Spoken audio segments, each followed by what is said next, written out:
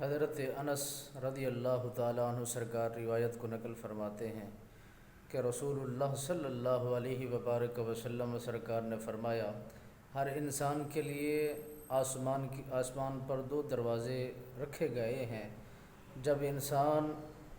اعمال کرتا ہے، اس کے اعمال کا کار و مدار خدا کے دربار میں لایا پہنچایا جاتا ہے،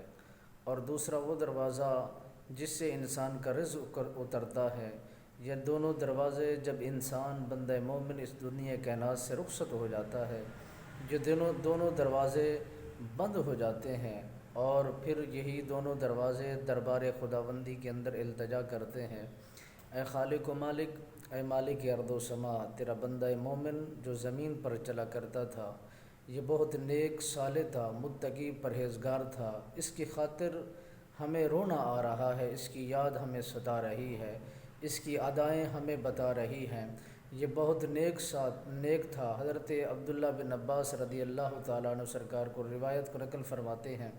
وہ فرماتے ہیں صرف تو وہ دروازے جو عرش پر ہیں وہ انسان کے لیے نہیں روتے، بلکہ وہ جگہ بھی روتی ہے جہاں وہ رہتا تھا، اور وہ جگہ بھی روتی ہے جہاں وہ عبادت کرتا تھا، وہ جگہ بھی روتی ہے جہاں وہ گھوما پھرا کرتا تھا، اور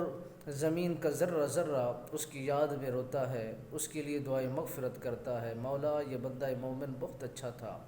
اور نیک سیرت تھا، نیک صورت تھا، یہ بہت حلیم طبیعت تھا، یہ تیری زمین پر رہ کر تیری عبادت کرتا تھا، تیری ریاضت کرتا تھا، تیری تسبیحات کرتا تھا، تیرے سامنے سجدہ ریز ہویا کرتا تھا۔ جب بندہ مومن اپنا کردار کو اس انداز میں بہترین سنوار کر جاتا ہے تو عرش کے دروازے بھی اس کے لیے روتے ہیں، اس کی یاد میں روتے ہیں، زمین کا ذرہ ذرہ اس کے لیے دعا گو رہتا ہے۔ تو جب اس طرح انسان اپنی زندگی کو سنبھال لیتا ہے تو وہ کامیاب ہو جاتا ہے۔